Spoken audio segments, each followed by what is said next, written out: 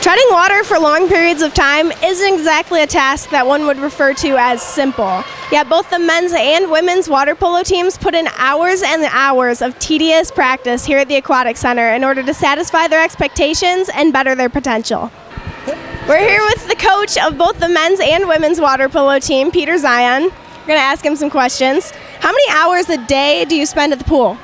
At the pool every day, at least 2 hours. 2 hours every day. How does it feel to coach people your own age?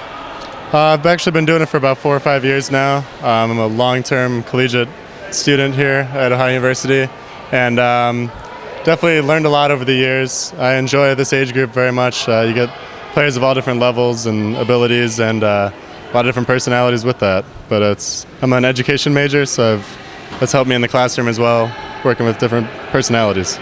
What do you think the women have to look forward to most this season? We got a lot of new faces on the women's team, a lot of experience, and it's going to be a very good year for us. We actually beat Michigan State this past weekend, and which was very unexpected. And we had a lot of growth the past 2 weeks, and looking forward to the next couple weeks of practice. And I think we can rank very highly in our conference. We have a lot of good teams in our conference, but I think we'll do very well this year. Great. Now, do you think that the women have any hardships that they'll encounter this season?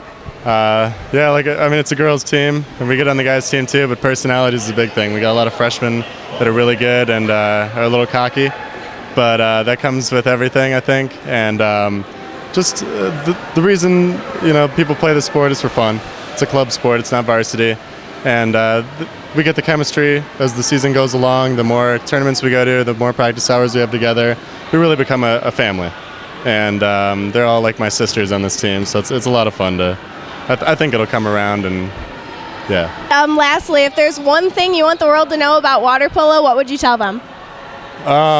It is by far one of the most physically demanding sports in the world. It is not easy to play. I've had a lot of football players, basketball players, a lot of other sports athletes come and play water polo for a day, and they can barely stay off the side of the pool. And we're off the side of the pool the whole time, playing hard, wrestling, treading water, sprinting. It's a very hard sport, but entirely worth it. There's nothing like it.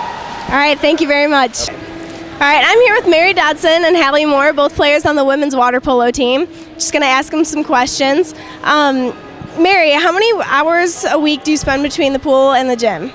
We spend about 8 hours a week between the pool and the gym. 8 hours. Okay. How do you feel about your coach also being one of your peers?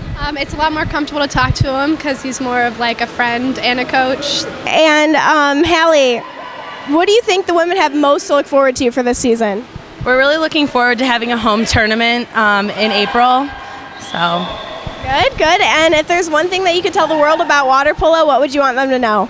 Probably that it's like a really physical sport, much more physical than a lot of people think it is. All right, thank you. These teams are without a doubt putting in the necessary hard work and desire in order to get what they want out of this season.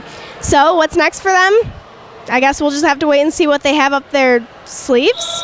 For Ohio Sports Zone, I'm Mandi Hefflinger.